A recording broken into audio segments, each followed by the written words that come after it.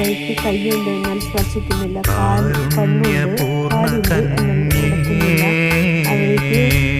അവയുടെ ശബ്ദത്തിൽ നിന്ന് സ്വരം ഉയരുന്നില്ല, അവയെ നിർമ്മിക്കുന്നവയും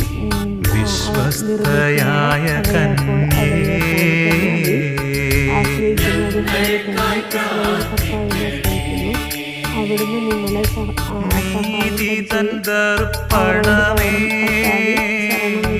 അവിടുന്ന് നിങ്ങളെ സഹായത്തെയും സൗകര്യവും കർത്താവിന്റെ ഭക്തരെ ജ്ഞാനസിംഹാസനമേ സഹായവും ശബ്ദവും കർത്താവിൽ നമ്മെ കുറിച്ച് വിചാരമുണ്ട്. ആനന്ദ കാരണമേ ആശ്രയിക്കും. അവരുടെ ഭവനത്തെ അനുഗ്രഹിക്കൂ. കർത്താവിന്റെ ഭക്തരെ ചെറിയവരെ ആത്മീയ സമ്പാത്രമേ കർത്താവ് നിങ്ങളെ അനുഗ്രഹിക്കട്ടെ. നിങ്ങളുടെ മക്കളെ ആകാശവും ഭൂമിയും സൃഷ്ടിച്ച കർത്താവ് നിങ്ങളെ അനുഗ്രഹിക്കട്ടെ. മാന്യത സമ്പാത്രമേ മനുഷ്യമക്കൾക്ക് നൽകിയിരിക്കുന്നു. മരിച്ചവരും നിശബ്ദരായിൽ നിന്നും ആണ്ടുപോയവരും കർത്താവിനെ സ്തുതിക്കുവിൻ.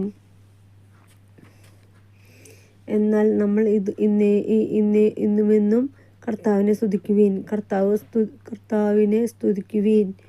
ഞാൻ കർത്താവിനെ സ്നേഹിക്കുന്നു. എൻ്റെ പ്രാർത്ഥനാ സ്വരം അവിടുന്ന് ശ്രവിച്ചു. അവിടുന്ന് എനിക്ക് ചെവി ചായ്ച്ചു തന്നു. ഞാൻ ജീവിതകാലം മുഴുവൻ അവിടുത്തെ വിളിച്ചപേക്ഷിച്ചു. മരണക്കെണി എന്നെ വലയം ചെയ്തു.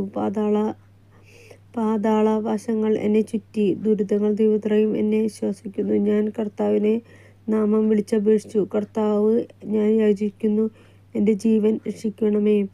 കർത്താവ് കരുണയും നീതിയും ആണ്. നമ്മുടെ ദൈവം കൃപാലുവാണ്. എളിയവരെ കർത്താവ് പരിചരിക്കും.